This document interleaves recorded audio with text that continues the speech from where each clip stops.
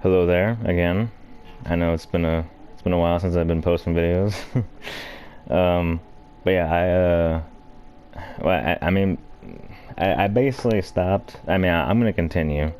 But I made a video 2 months ago or something like that, called mental health. Um, just talking about autism basically. But I mean, now I basically have a better understanding for it, and I'm learning more about myself. I wasn't really posting any videos because of it's autistic burnout. Basically, it's just just I'm just burned out. I just can't do stuff basically, right? Um, but I just wanted to share my story, I guess, right, with autism. Because I mean, everyone has a story to share, and I'm not saying like mine's is worse than everybody else's. I'm not saying that. It's just I'm saying it just to have a better understanding of exactly what it is. Um, well, at least for me, my point of view, because people with autism, they're all they're all different. I mean, they all have like a certain um certain things, with like social things and anxiety and stuff like that. But they're all different. They're all different people. So, like one of the big things with autism is social awkwardness, strange way of interacting with people. Um, it's it's really hard to to get to know people. It's like it's not that I don't want to get to know people. It's just from my point of view, it's so especially even if you're at a really busy place. Like say you're at like I don't know, like a convention or something, right? I mean, obviously the whole pandemic, that wouldn't happen, but just say you're at like a convention, right? Trying to do small talk. Like small talk is hard for people with autism, because it's so difficult trying to figure out what you have to say to keep the conversation going. Trying to talk to somebody and having all these other things around you, it's so fucking difficult. Like you you try to comprehend what they're saying, and then you hear like just loud noises in the background, right? Like people talking, so just overpowering, right? Like you hear like that maybe something dropping on the floor, maybe some kind of loud noise. It's like you're hearing all of this. You're just like, oh my god, there's so much going on right now. I can't, I don't understand what you're saying.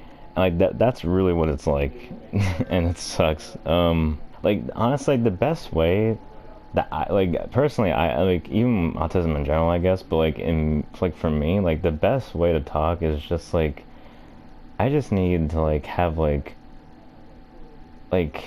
just an environment where it's just me and that person, and there's just nothing else, like that's literally the only way I can talk to somebody normally. Other than that, it's so difficult, man.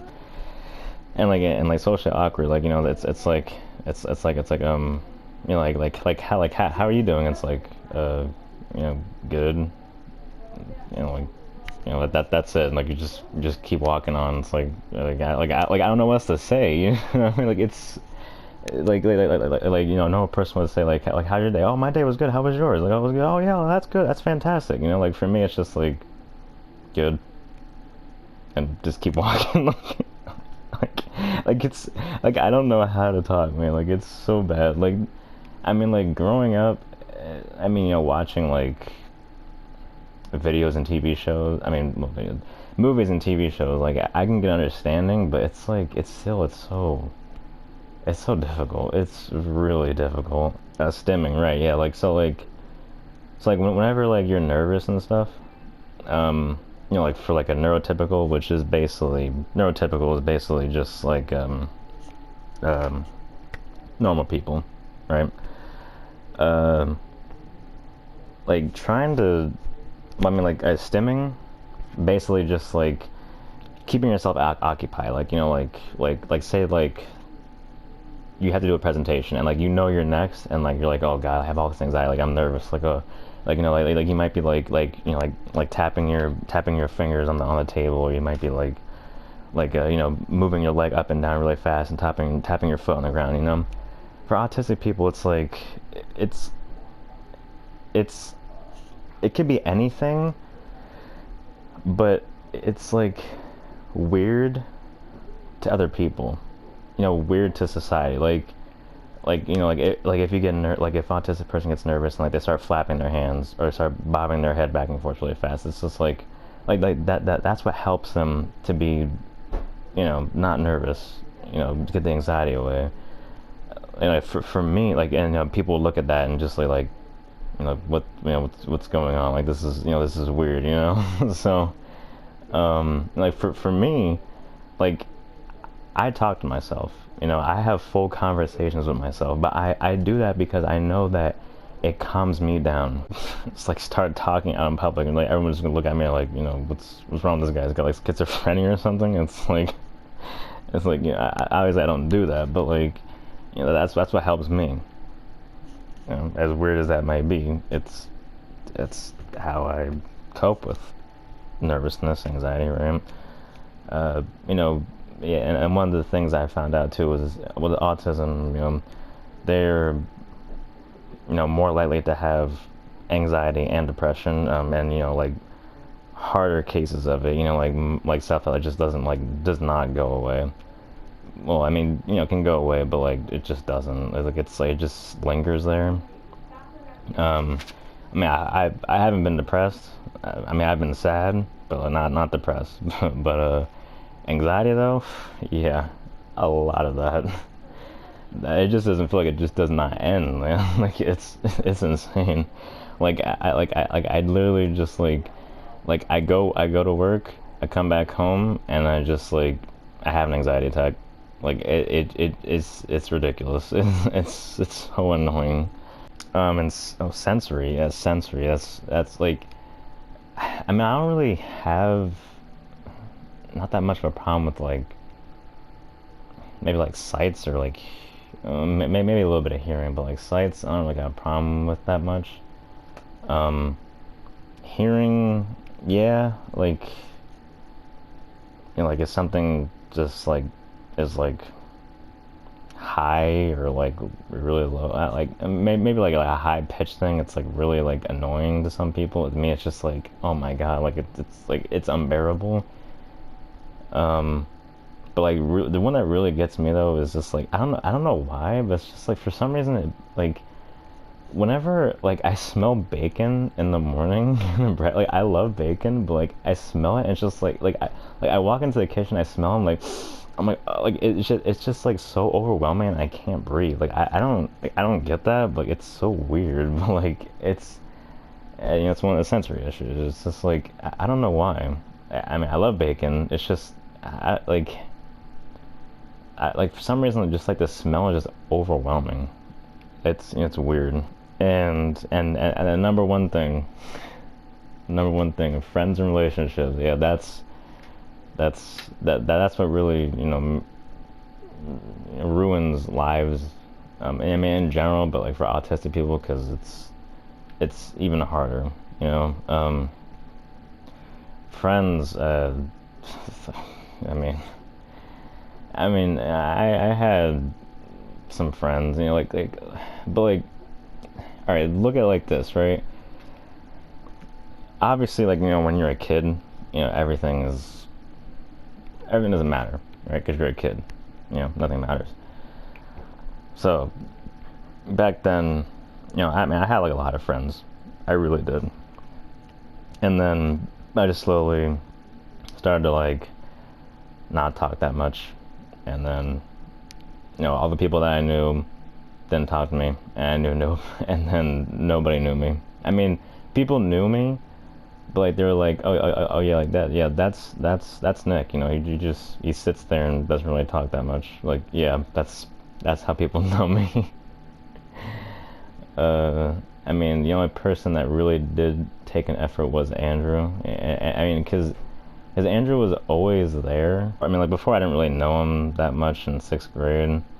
Because this is when we first met until like, you know, like after like I pushed myself to get to know him, and then all we did was just talk about like YouTube poops that we watched, or we bring like action figures to the classroom and play on the table in homeroom, or a math class when we played Bloons Tower Defense. Yeah, those are the times. Those are pretty good.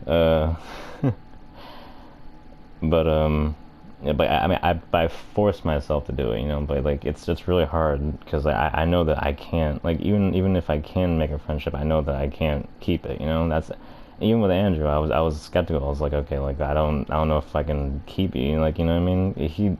But he kept saying, you know, like, oh, here's my number, like, you know, you can come to my house, you know, like, oh, like you can come to my house on the weekend or something like that, right?